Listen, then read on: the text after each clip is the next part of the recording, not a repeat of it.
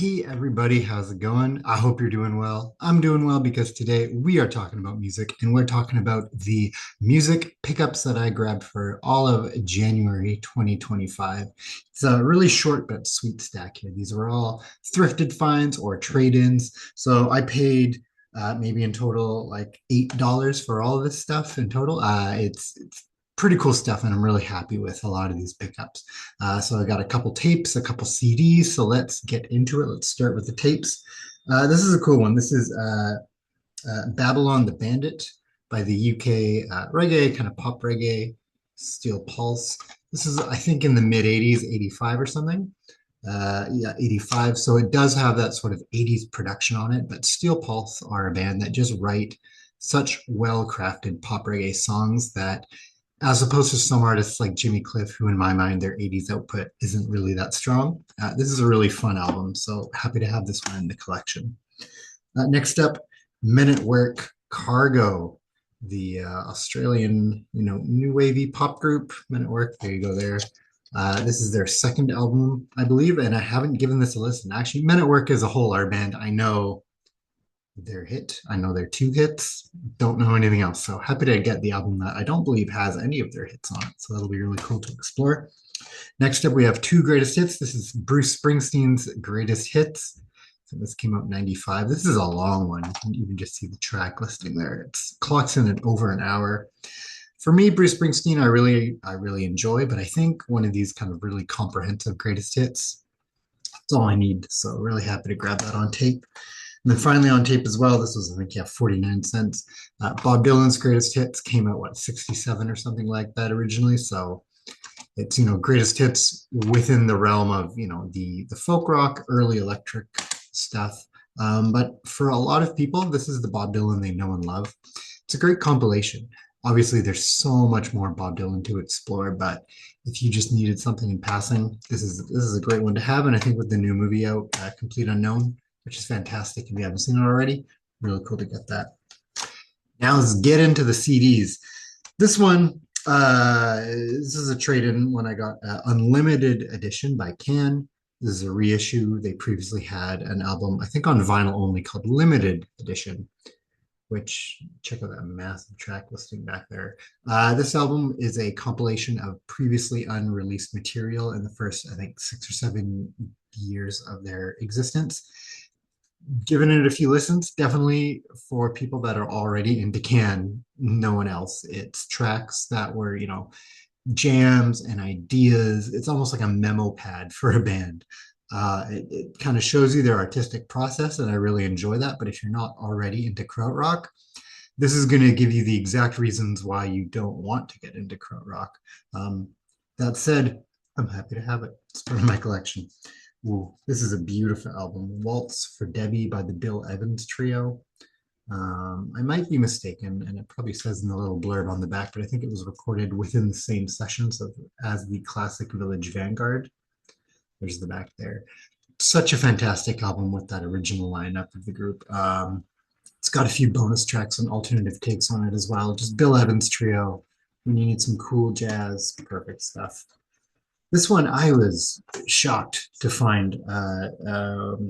This was actually still sealed for $5, and it was actually this whole rest of the stack.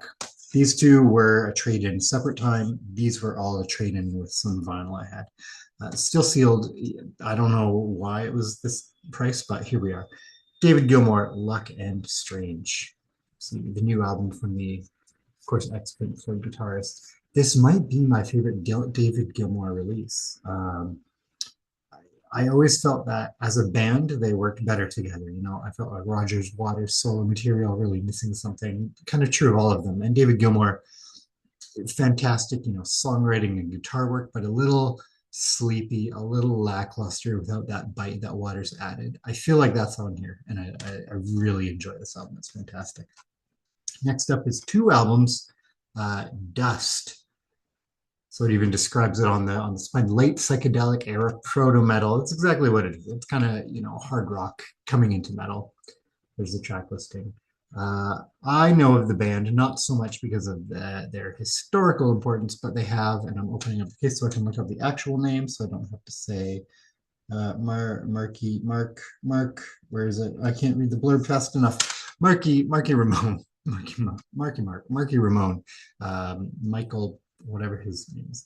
The drums on here, fantastic album, great proto metal, love it. Next are some banging heavy metal classics. Some of these I owned previously, some I never have before, but obviously listened to many, many times. First, we'll start with the debut self-titled Black Sabbath. Black Sabbath. Is this where heavy metal started? Could be, could be. I do think sometimes that argument of where did X genre start?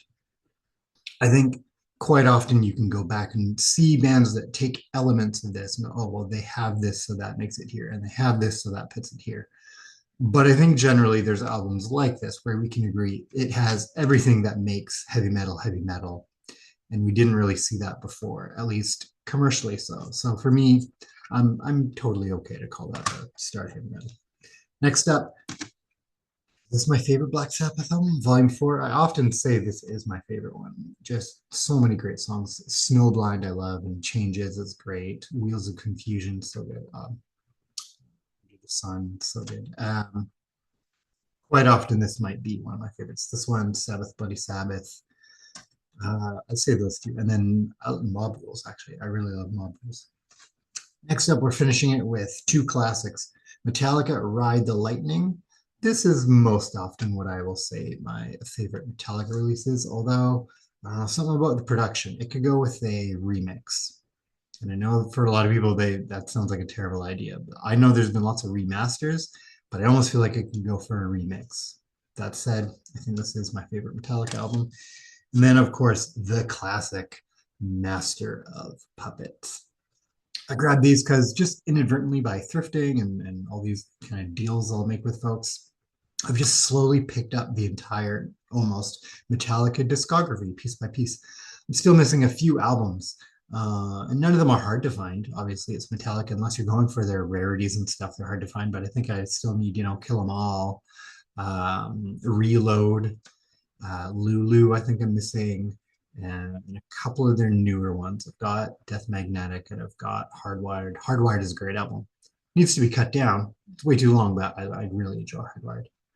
That said, this isn't a Metallica video. This is a January 2025 pickups video, and those were my pickups for January 2025. So I hope you have a good rest of the year because I'm planning to, and I'll catch you next time.